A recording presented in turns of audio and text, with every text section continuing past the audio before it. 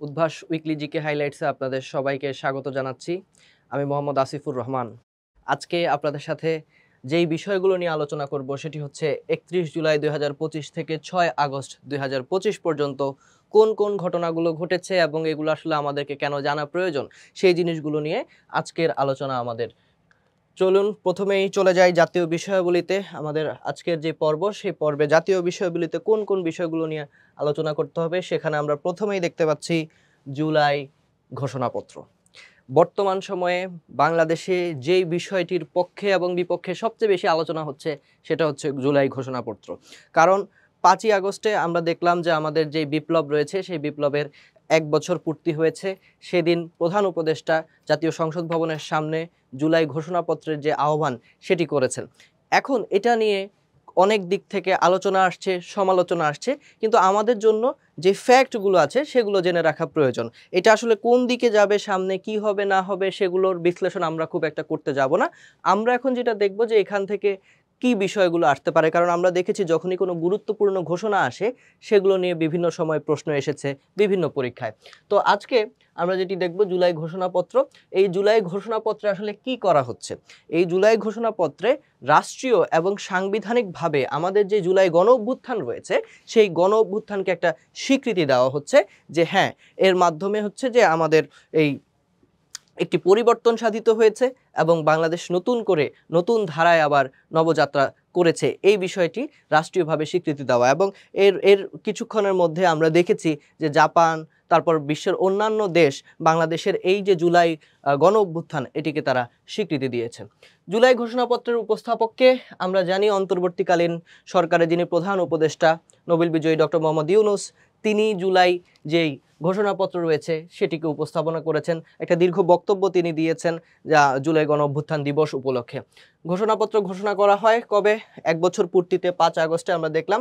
যেটি আমাদের জন্য একটু গুরুত্বপূর্ণভাবে আমরা জেনে রাখতে পারি তথ্য হিসেবে, সেটি হচ্ছে মোট অনুচ্ছেদ এখানে আছে 28টি এবং মোট শব্দ 1040টি, অর্থাৎ 1040 শব্দের একটা ঘোষণাপত্র তিনি পাঠ করেছেন। এবং এই জায়গাটাতে, এই যে সংসদ ভবনের যেই জায়গাটাতে জুলাই গণ অভ্যুত্থান দিবস পালিত হয়েছে এবং এই ঘোষণাটি দেওয়া হয়েছে, সেখানে আমরা বিভিন্ন দল মত, বিভিন্ন রাজনৈতিক দলের যারা কর্তা ব্যক্তিত্ব আছেন তাদেরকে সেখানে জয়েন করতে দেখেছি। এবং সেই জায়গাটাতে ডক্টর মোহাম্মদ ইউনূস তিনি কিন্তু জুলাই ঘোষণাপত্রের এবং জুলাই যে স্বীকৃতি সামনে দেওয়া হবে, জুলাই সনদ করা হবে, সেই ব্যাপারটি নিয়ে আলোচনা করেছেন। সামনের দিনগুলোর জন্য আমাদেরকে এই যে জুলাই সনদ, জুলাই ঘোষণাপত্র, জুলাই সংক্রান্ত যত বিষয়গুলো রয়েছে এগুলো খুব ভালোভাবে আমাদেরকে টাচে থাকতে হবে। সামনের দিকে যদি চলে যাই, আমরা দেখব যে একটি গবেষণা করা হয়েছে এবং global report on food crisis, অর্থাৎ বিশ্বের খাদ্য নিরাপত্তাহীনতার যেই একটা লিস্ট, সেই লিস্ট করা হয়েছে। এই লিস্টে বাংলাদেশ শীর্ষ 5 দেশের মধ্যে উঠে এসেছে, চতুর্থ দেশ হিসেবে বাংলাদেশ অবস্থান করছে। অর্থাৎ খাদ্য নিরাপত্তাহীনতার দিকে আমরা কিন্তু বেশ উপরের দিকে, অর্থাৎ আমাদের এখানে কিন্তু খাদ্য নিরাপত্তাহীনতার একটা বড় ব্যাপার আমরা দেখতে পাচ্ছি। এবং দেশের 10% বেশি মানুষ অপুষ্টির শিকার। অর্থাৎ বাংলাদেশের যদি আমরা টোটাল 17 কোটি মানুষের একটা হিসাব করি, সেখানে তাহলে আমরা খুঁজে পাবো প্রায় 1.7 ক্রোর, মানে 1.7 কোটি মানুষ তারা কিন্তু অপুষ্টির শিকার হচ্ছেন। হ্যাঁ, সো এই বিষয়গুলো উঠে এসেছে। এখন কোথায় উঠে এসেছে আমরা একটু দেখব। Global report on food crisis 2025, এই একটা রিপোর্ট তৈরি করার পেছনে কাজ করেছে 5টা অর্গানাইজেশন। আমরা একটু দেখি যারা খাদ্য নিয়ে কাজ করে। জাতিসংঘের একটা অন্যতম গুরুত্বপূর্ণ সংস্থা food and agriculture organization of the United Nations, যেটাকে আমরা সংক্ষেপে ফাও বলি। এই ফাও উদ্যোগ নিয়েছে, তার সাথে ইফাদ এবং ওয়ার্ল্ড ফুড প্রোগ্রাম WFP তারা, এবং একই সাথে ওয়ার্ল্ড হেলথ অর্গানাইজেশন WHO এবং ইউনিসেফ, এই 5টা সংস্থা মিলে এই রিপোর্টটি তৈরি করেছে 2025-এর জন্য, যে পৃথিবীর কোথায় আসলে মানুষ বেশি অপুষ্টির শিকার হচ্ছে, গ্লোবাল কোন জায়গায় আসলে ফুড ক্রাইসিসগুলো অনেক বেশি মাত্রায় আছে, সেখানে দুঃখজনকভাবে বাংলাদেশ 4র্থ স্থানে আছে। এবং এই ধরনের সূচক সমীক্ষণ থেকে কিন্তু বিভিন্ন সময় প্রশ্ন এসে যায়, আমরা সেটি একটু মাথায় রাখার চেষ্টা করব। এই পর্যায়ে ম্যাডম্যান খ্যাত যিনি আমেরিকার রাষ্ট্রপতি, যাকে ম্যাডম্যান বলা হয়, ডোনাল্ড ট্রাম্প, তিনি আবার কি করেছেন সেই ব্যাপারটা আমরা একটু দেখব। গত মাসে আমরা দেখেছি বাংলাদেশের উপর প্রথমে তিনি 37% শুল্ক দিয়েছিলেন, তারপরে আমরা দেখেছি যে প্রধান উপদেষ্টার দপ্তর থেকে তাকে চিঠি দেওয়া হয়েছে যেন শুল্কগুলো মওকুফ করা হয়। এর পরবর্তী সময় তিনি 2% মওকুফ করে বাংলাদেশকে 35% শুল্ক দিয়েছেন। এরপরে বাংলাদেশের একটি প্রতিনিধি দল গিয়েছে 3 দিন ধরে, তাদের সাথে বৈঠক করেছে। বৈঠক করার পরে দেখা গেল এটাকে বার্গেইন করতে করতে 20% এখন নামিয়ে আসা সম্ভব হয়েছে।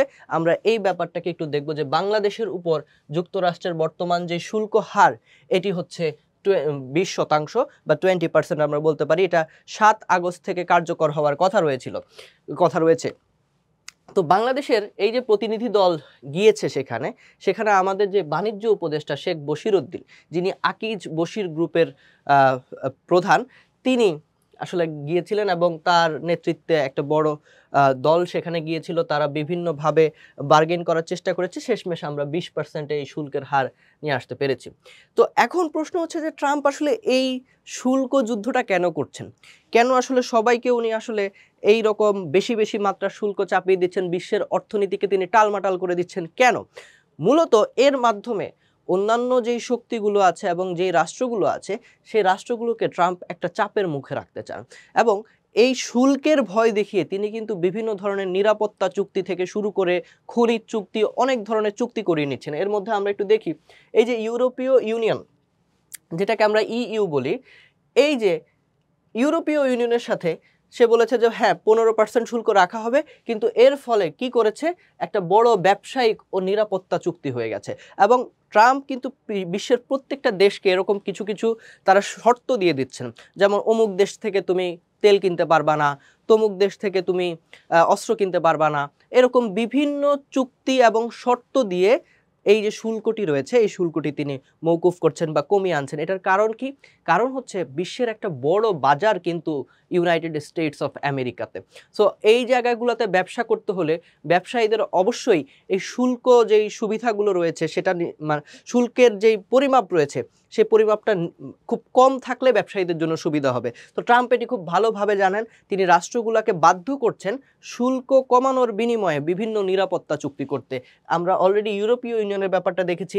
জাপানের সাথে ট্রাম্প কি করেছেন, যুক্তরাষ্ট্র $550 বিলিয়ন বিনিয়োগ ও কৌশলগত চুক্তিতে এসেছে। জাপান যুক্তরাষ্ট্রের সাথে এই যে $550 বিলিয়ন এবং হচ্ছে যে কৌশলগত কিছু চুক্তি তারা করেছে, এর ফলে জাপানও এখন 15% শুল্ক হারের মাধ্যমে এই যুক্তরাষ্ট্রের সাথে ব্যবসাটি করতে পারবে। অর্থাৎ আমরা বুঝতে পারছি এই যে ট্রাম্প কিছুদিন পর পর শুল্ক আরোপ করছেন, এবং ট্রাম্প প্রশাসন বলেছে যখন যেখানে ইচ্ছা তারা চাইলে এই শুল্কের যে ধরনগুলো এগুলো পরিবর্তন করতে পারে। এর মাধ্যমে বৈশ্বিক একটি মনোপলি কিন্তু করার চেষ্টা করছেন ডোনাল্ড ট্রাম্প। এই পর্যায়ে আমাদের জন্য একটা গৌরবের সংবাদ, ভালো সংবাদ। আমি প্রায় সময়ই বলি যে আমাদের যত ধরনের খেলাধুলায় যত ভালো ভালো সংবাদগুলো নিয়ে আসেন বেশিরভাগ ক্ষেত্রেই আমাদের অনূর্ধ্ব-19 দল থেকে সেটি আমরা দেখতে পাই, এবং কিছু কিছু ক্ষেত্রে আমরা আমাদের যেই নারী ফুটবল দল রয়েছে, নারী ক্রিকেট দল রয়েছে তাদের মাধ্যমে দেখতে পাই। ফিফা র্যাঙ্কিংয়ে 24 ধাপ এগিয়েছে বাংলাদেশের মেয়েরা, বর্তমান অবস্থান 104তম। বাংলাদেশের মেয়েরা ফিফা র্যাঙ্কিংয়ে সর্বোচ্চ যেই অবস্থানে গিয়েছিল সেটা হচ্ছে 100তম। এখান থেকে পরে আমরা দেখেছি যে অনেকটা পিছিয়ে আমরা 128-এ চলে গিয়েছিলাম। এখন বর্তমানে আমরা 24 ধাপ এগিয়ে 104তম হয়েছি। এখন এটার একটা কারণ কি, আমরা কিছুদিন আগে যখন হচ্ছে এই যে সাফ প্রতিযোগিতাটি হচ্ছিল তখন আমরা দেখলাম যে বাংলাদেশ তার থেকে অনেক ধাপ আগানো বাহরাইন, 24 বা 25 ধাপ আগানো বাহরাইনের সাথে, এবং মিয়ানমার তার থেকে 73 ধাপ আগানো মিয়ানমারের সাথে বাংলাদেশ নারী দল তারা কিন্তু জিতেছে, এবং এর মাধ্যমে তারা এই যে এএফসি এশিয়ান কাপ বাছাইয়ে দারুণ নৈপুণ্য দেখিয়েছে। এবং এর মাধ্যমে আমরা যেটা দেখতে পাচ্ছি যে এশিয়ান কাপের মূল পর্বেও কিন্তু তারা খেলার সুযোগ পেয়েছে, এবং বাংলাদেশ নারী ফুটবল দলের বর্তমান যিনি কোচ রয়েছেন তার নাম হচ্ছেন পিটার বাটলার, এটা আমরা জেনে রাখতে পারি। অর্থাৎ এই ছিল আমাদের গত সপ্তাহে মনে রাখার মতো বা আলোচনা করার মতো জাতীয় বিষয়াবলী। আমরা এবার আন্তর্জাতিক বিষয়াবলীর মধ্যে যাব। আন্তর্জাতিক বিষয়াবলী তো আমরা দেখব যে গত পুরো সপ্তাহ জুড়ে আন্তর্জাতিক আলোচনায় একটি নামই ছিল ডোনাল্ড ট্রাম্প এবং তার সাথে যুক্তরাষ্ট্র। ব্যাপারটা কি, আমরা দেখছি ভারতের উপরে অতিরিক্ত 25% শুল্ক আরোপ করেছে যুক্তরাষ্ট্র। এর আগে ছিল 25%, এখন আরও 25%, টোটাল 50% শুল্ক ভারতের উপর চাপিয়ে দেওয়া হয়েছে ডোনাল্ড ট্রাম্প প্রশাসনের পক্ষ থেকে। অনেকেই যখন ডোনাল্ড ট্রাম্প ক্ষমতায় এসেছিলেন তখন ব্যাপারটাকে খুব সরলীকরণ করার চেষ্টা করেছিলেন। অনেকেই ভেবেছিলেন ডোনাল্ড ট্রাম্পের সাথে নরেন্দ্র মোদীর সম্পর্ক খুবই ভালো, বন্ধুসুলভ আচরণ, এবং ডোনাল্ড ট্রাম্প প্রায়ই নরেন্দ্র মোদীকে মাই ফ্রেন্ড বলে সম্বোধন করেছেন। তার মানে ডোনাল্ড ট্রাম্প ক্ষমতায় আসা মানে হচ্ছে ভারত এখান থেকে অনেক সুযোগ সুবিধা পাবে। কিন্তু আমরা বলেছি যে এই ভদ্রলোককে রাজনীতির ভাষায় বলা হয়ে থাকে ম্যাডম্যান। উনি আসলে কখন কি করবেন এটার আসলে কোনো নিশ্চয়তা নাই। সো এই যে বিভিন্ন সমীকরণ ছিল যে ডোনাল্ড ট্রাম্প ক্ষমতায় আসলে ভারত এই অঞ্চলটাতে অনেক বেশি শক্তিশালী হয়ে উঠবে, এই সমীকরণগুলো এখন আর কাজ করছে না। দেখা যাচ্ছে যে ভারতের সাথেই তিনি একটা ট্যাক্স ওয়ার বা শুল্ক যুদ্ধ শুরু করে দিলেন। ভারতে বর্তমানে 50% শুল্ক দিয়ে আমেরিকার সাথে ব্যবসা করতে হবে। কিন্তু এইটার কারণটা কি? হঠাৎ করে কেন ভারতের উপরে ডোনাল্ড ট্রাম্প ক্ষেপলেন? মূলত রাশিয়া খুব অল্প দামে তেল বিক্রি করে, কারণ তার উপরে বিভিন্ন দেশের স্যাংশন আছে। সেই স্যাংশন থেকে বাঁচার জন্য, মানে সেই স্যাংশনের কারণে যেটা হয় যে সে উচ্চ মূল্যে তেল বিক্রি করতে পারে না। তার যেই তেলের যারা হচ্ছে খরিদ্দার, তেলের যারা ক্রেতা, তারা খুবই লিমিটেড। এর মধ্যে একটা হচ্ছে ভারত। ভারত যেহেতু রাশিয়ার কাছে খুব অল্প মূল্যে তেল পায়, তাই ভারত রাশিয়া থেকে তেল ক্রয় করে। কিন্তু এই যে রাশিয়ার সাথে তেল ক্রয়ের যে সম্পর্ক, এই জিনিসটি ডোনাল্ড ট্রাম্পের পছন্দ হচ্ছে না। ফলে এইটা একটা জরিমানা স্বরূপ বা এটা একটা শাস্তি স্বরূপ ভারতের উপর চাপিয়ে দেওয়া হয়েছে। আমরা দেখব মস্কোর কাছ থেকে নয়াদিল্লির তেল ক্রয় অব্যাহত রাখা। মূলত ডোনাল্ড ট্রাম্প এই নয়াদিল্লির যেই শাসকগণ রয়েছেন, বিশেষ করে ভারতের প্রধানমন্ত্রী নরেন্দ্র মোদী, তাদেরকে ডোনাল্ড ট্রাম্প অনুরোধ করেছেন তারা যেন রাশিয়া থেকে কোনোভাবেই তেল ক্রয় না করেন এবং তেল ক্রয়ের মাত্রাটি কমিয়ে আনে। কিন্তু ভারত এই জায়গাটিতে ভ্রুক্ষেপ করেনি। ফলে এখন তাদের মধ্যে সম্পর্কের একটা নতুন সমীকরণ তৈরি হচ্ছে।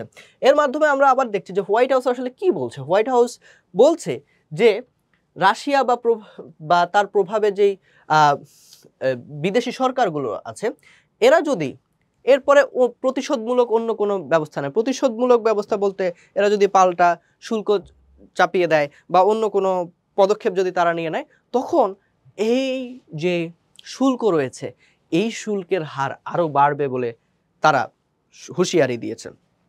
অর্থাৎ ডোনাল্ড ট্রাম্প পৃথিবীর অর্থনীতি নিয়ে কিন্তু এক ধরনের খেলা করছেন এবং এটা আমাদের ভালোভাবে জেনে রাখতে হবে। এর পাশাপাশি তিনি সেই ডোনাল্ড ট্রাম্পই আবার পুতিনকেও একটা আলটিমেটাম দিলেন। মূলত প্রথম দিকে তিনি বলেছেন যে রাশিয়া ইউক্রেন যে যুদ্ধ, এই যুদ্ধ থামানোর জন্য 50 দিন তিনি সময় দিবেন, আলটিমেটাম। কিন্তু এরপরে উনি এই সময়টাকে 10 দিনের ভিতর নিয়ে আসলেন এবং বললেন যে 8 আগস্টের ভিতরে যদি রাশিয়া ইউক্রেন যুদ্ধটি না থামে, তাহলে একটা কড়া পদক্ষেপ তিনি নেবেন। এর ফলাফলে তিনি কি করছেন? আসলে পারমাণবিক সাবমেরিন মোতায়েন করছেন। রাশিয়ার যে পার্শ্ববর্তী অঞ্চল, আশেপাশের যে অঞ্চল, এই অঞ্চলে ডোনাল্ড ট্রাম্প 2টি পারমাণবিক সাবমেরিন সেট করার কথা বলছেন। যদি 8 আগস্টের মধ্যে রাশিয়া একটি যুদ্ধবিরতি সম্মত না হয়, তবে ট্রাম্প দেশটির উপর অর্থনৈতিক নিষেধাজ্ঞা আরোপ করবেন এবং প্রয়োজন হলে তিনি সরাসরি ইনভেশনও যাওয়ার কথা চিন্তা করতে পারেন। তবে এই ক্ষেত্রে আমরা যেটা বলতে পারি যে ট্রাম্প এর আগেও বিভিন্ন সময়ে বিভিন্ন ধরনের হুমকি ধামকি দিয়েছেন, অনেক কিছু করে ফেলবো বলেছেন, কিন্তু শেষ মুহূর্তে আমরা এসে দেখি যে তিনি আসলে তার যেই পদক্ষেপগুলো আছে সেগুলো থেকে সরে দাঁড়ান। এবং ট্রাম্প যখন এই কথাগুলো বলছেন পুতিনের ব্যাপারে, তখন কিন্তু তিনি খুব আশাহত হচ্ছেন এবং তিনি বলছেন যে পুতিনের ব্যাপারে তিনি খুবই আপসেট, কারণ পুতিন বিভিন্ন সময় ইউক্রেনের বিভিন্ন জায়গায় আক্রমণ করছেন এবং ট্রাম্পের যে কথাগুলো তিনি শুনছেন না। এই ব্যাপারে একটা আলটিমেটাম ট্রাম্প দিয়েছেন যে 8 আগস্টের মধ্যে এই যুদ্ধবিরতিতে সম্মত হতে হবে পুতিনকে। কিন্তু আমরা জানি যে পুতিন আসলে একটা দীর্ঘ সময় ধরেই ইউক্রেনের যেই অঞ্চল এবং ইউক্রেনের যেই দ্বীপগুলো আছে, হ্যাঁ, সেগুলো দখল করার জন্য উনি প্রচেষ্ট, এবং কোনো আসলে যুক্তরাষ্ট্রের কোনো সরকারই আসলে তাকে সেই ব্যাপারে আটকাতে পারেনি। দেখা যাক 8 আগস্ট পরবর্তীতে কি হয়, বাট এখন পর্যন্ত সেখানে একটি আমরা উত্তেজনাকর অবস্থা দেখতে পাচ্ছি। এ পর্যায়ে আমরা একটু আমাদের পার্শ্ববর্তী দেশ মিয়ানমারের দিকে খেয়াল করব। মিয়ানমারের যিনি ভারপ্রাপ্ত প্রেসিডেন্ট ছিলেন মিন্ট সোয়ে, অর্থাৎ জান্তা সরকারের ভারপ্রাপ্ত প্রেসিডেন্ট মিন সোয়ে, উনি মারা গেছেন বা উনি হচ্ছেন অন্তর্ধান করেছেন আমরা বলতে পারি। যখন মিয়ানমারের সামরিক অভ্যুত্থান হয়, এই দেশটাও অনেকটা মিলিটারি গোষ্ঠী দ্বারা বিভিন্ন সময় অভ্যুত্থানের মাধ্যমে মিলিটারি দ্বারা শাসিত হয়েছে, তখন এই যে গণতান্ত্রিকভাবে নির্বাচিত তাদের যেই সরকার ছিলেন, অং সান সুচির যে সরকার, উনি শান্তিতে নোবেল পেয়েছেন, তাকে আবার গৃহবন্দী করে ফেলা হয়, তাকে আবার গ্রেফতার করে ফেলা হয়। তখন যেই সব কর্মকাণ্ড, মানে যেই সব মানুষ হচ্ছে ক্ষমতায় এসেছে, তার মধ্যে একজন ছিলেন এই মিন্ট সোয়ে। তিনি হচ্ছেন ওই জান্তা সরকারের প্রেসিডেন্ট ছিলেন, এবং যুক্তরাষ্ট্র এই মানুষগুলোর উপরে এক ধরনের আহ, নিষেধাজ্ঞা আরোপ করেছিল, যারা মিয়ানমারের জান্তা সরকার যারা রয়েছে, যারা সেখানে মিলিটারি শাসন বাস্তবায়ন করেছে, তাদের উপরে নিষেধাজ্ঞা দিয়েছিল, এবং এদের মধ্যে মিন্ট সোয়েও একজন ছিলেন। সো এই যে তিনি মারা গেলেন জান্তা সরকারের যে প্রেসিডেন্ট, এটা আমাদের জন্য জেনে রাখা প্রয়োজন হতে পারে। এই পর্যায়ে একটা গুরুত্বপূর্ণ জিনিস আমরা আলোচনা করব। 6 আগস্ট আমরা জানি হিরোশিমা দিবস। আমরা জানি যে এই দিনটিতে জাপানের যে হিরোশিমা রয়েছে সেখানে একটি পারমাণবিক বোমা নিক্ষেপ করা হয়েছে, এবং এর ফলে অনেক বড় ক্ষতি হয়েছে। তো আমরা একটু সেই ব্যাপারটা একটু দেখি। যে হিরোশিমার যেই আক্রমণের যে চিত্র, সেটা আমরা এখানে দেখতে পাচ্ছি। হিরোশিমাতে যেই বোমাটি ফেলা হয়েছে, সেই বোমাটির নাম হচ্ছে লিটল বয়। এটা আমরা জেনে রাখবো। লিটল বয় নিয়ে বিভিন্ন সময় প্রশ্ন আসতে দেখেছি, হিরোশিমা নিয়ে আমরা প্রশ্ন আসতে দেখেছি, এবং এর মাধ্যমে আমরা দেখেছি বিশ্ব কি একটা ভয়াবহতা দেখেছে। সেই ভয়াবহতাকে মনে রাখার জন্যই কিন্তু এই 6 আগস্টে হিরোশিমা দিবস পালন করা হয়। এইখানে আমরা একজন মানুষকে দেখতে পাচ্ছি, খুবই ইন্টারেস্টিং একটা চরিত্র। বলা হয়ে থাকে পৃথিবীর সবচেয়ে ভাগ্যবান বা লাকি মানুষ হচ্ছেন ইনি। এনার নাম হচ্ছে সুতোমো ইয়ামাগুচি। সুতোমো ইয়ামাগুচি 6 আগস্টের দিন উনি মিৎসুবিশি কোম্পানিতে চাকরি করতেন, একটা গাড়ির কোম্পানিতে। 6 আগস্টের দিন বাস থেকে নামলেন হিরোশিমা নগরীতে। উনি যখনই বাস থেকে নামলেন, এর কিছুক্ষণের পরেই হিরোশিমায় বোমার আঘাত হলো, এবং সেই বোমা তার থেকে বেশ কিছুটা দূরে পতিত হয়েছে। ফলে উনি বোমার আঘাত সহ্য করেছেন, কিন্তু উনি সেখান থেকে আসলে মানে মৃত্যুবরণ করেননি। তিনি কোনো না কোনোভাবে জীবন রক্ষা করতে সম্মত হয়েছিলেন। তিনি যখন যারা বেঁচে গেছে তাদেরকে একটি বাংকারে রাখা হয়েছিল, তিনি সেই বাংকারে ছিলেন। প্রাইমারি ট্রিটমেন্টগুলো সেখানে তিনি নিয়েছেন, ফার্স্ট এড নিয়েছেন। তারপরে তিনি চিন্তা করলেন যে না, আমার আর চাকরি বাকরি করার প্রয়োজন নেই। এই যে শহরটা হিরোশিমা, এই শহরটা অনেক অনেক বেশি রিস্কি। তিনি চিন্তা করলেন যে না, চাকরি বাকরি বাদ, আমার এখন আমার গ্রামে ফিরে যাওয়া উচিত। তিনি একটা দীর্ঘ সময় ধরে বাসে ভ্রমণ করলেন। বাসে ভ্রমণ করে তার গ্রামে গিয়ে তিনি নামলেন। তার গ্রামের নাম ছিল নাগাসাকি। 9 আগস্টে তিনি যখন নাগাসাকি গিয়ে পৌঁছালেন, ঠিক তার কিছুক্ষণের মধ্যেই আরও একটি বোমা নাগাসাকিতে পতিত হলো। কিন্তু এই দফায়ও সুতোমো ইয়ামাগুচি বেঁচে গেলেন। অর্থাৎ তিনি হচ্ছেন পৃথিবীর একমাত্র মানুষ যিনি দুটি পারমাণবিক বোমের আঘাতে শিকার হয়েছেন, কিন্তু তারপরও তিনি বেঁচে গিয়েছেন। এ কারণে তাকে বলা হয়ে থাকে পৃথিবীর সবচেয়ে লাকি বা পৃথিবীর সবচেয়ে ভাগ্যবান মানুষ। এই ঘটনার পরেও তিনি আরও 69 বছর বেঁচে ছিলেন, এবং শেষমেশ তিনি হচ্ছেন ব্লাড ক্যান্সারে মারা যান। তো হিরোশিমা দিবসে আমরা এই যে যারা এই হিরোশিমার যারা এফেক্টেড হয়েছে তাদের সম্পর্কে একটু জানতে পারি। এই যে ভদ্রলোককে আমরা দেখতে পাচ্ছি, ইনি জাপানের তৎকালীন রাজা ছিলেন, যাকে হিরোহিতো বলা হয়। হিরোহিতো পার্ল হারবার আক্রমণ করার পেছনে তার একটা বড় ভূমিকা ছিল, যার কারণেই কিন্তু আমরা দেখেছি আমেরিকা দ্বিতীয় বিশ্বযুদ্ধে আগমন করেছেন। এই যে এখানে আমরা পার্ল হারবার দেখতে পাচ্ছি। পার্ল হারবার হচ্ছে হাওয়াই দ্বীপপুঞ্জের একটি দ্বীপ, যেখানে সবচেয়ে বড় মার্কিন নৌঘাঁটি ছিল তৎকালীন সময়। সেই নৌঘাঁটিতে হিরোহিতোর আদেশে জাপানের বিমান বাহিনী হামলা করে, যেটাকে আমরা পার্ল হারবার অ্যাটাক বলতে পারি। 7 ডিসেম্বরে করেছিল এটা। এর মাধ্যমে আমরা দেখলাম যে সরাসরি ইউএসএ দ্বিতীয় বিশ্বযুদ্ধে গমন করলো, দ্বিতীয় বিশ্বযুদ্ধে জয়েন করলো। ফলাফলস্বরূপ আমরা দেখেছি ইউএসএ জাপানের উপরেই দুটি পারমাণবিক বোমা নিক্ষেপ করেছে, এবং সেই পারমাণবিক বোমার প্রথমটি নিক্ষেপ করা হয়েছিল হিরোশিমাতে 6 আগস্টে। সেই 6 আগস্টকে আমরা আজকে আবার মনে করছি। আমরা চাই পৃথিবী সামনের দিকে যত যাবে, তত যেন এই পারমাণবিক যেই বোমা রয়েছে, যুদ্ধ রয়েছে, বিগ্রহ যেগুলো রয়েছে, এগুলো যেন আরও কমে আসে, এবং মানবতার যেন মুক্তি হয়।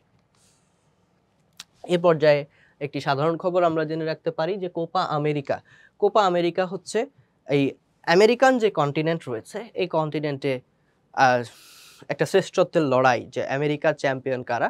কোপা মানে হচ্ছে কাপ, বা এটাকে আমরা ইংলিশ করলে আমেরিকান কাপ বলতে পারি। এটা পুরুষদের জন্য এবং নারীদের জন্য ২ সেগমেন্টেই আসলে খেলাটি হয়ে থাকে ফুটবলের।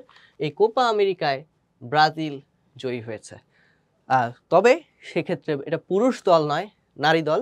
নারী দল ব্রাজিল যারা রয়েছেন তারা কোপা আমেরিকার নতুন চ্যাম্পিয়ন এবং এর মাধ্যমে তারা ৫ম বারের মতো কোপা আমেরিকার শিরোপাটি জিতলেন ব্রাজিলের নারী দল। আমরা জানি ব্রাজিলের সাথে ৫ শব্দটা খুব ভালোভাবে কানেক্টেড। ব্রাজিল পুরুষ দল ৫ বার বিশ্বকাপ জিতেছে। ব্রাজিল নারী দল ৫ বার কোপা আমেরিকা যেই চ্যাম্পিয়নশিপ সেটি জিতেছে। তাদেরকে অভিনন্দন। সেক্ষেত্রে তারা যাদেরকে হারিয়েছে সেটা হচ্ছে কলম্বিয়ান নারী দল।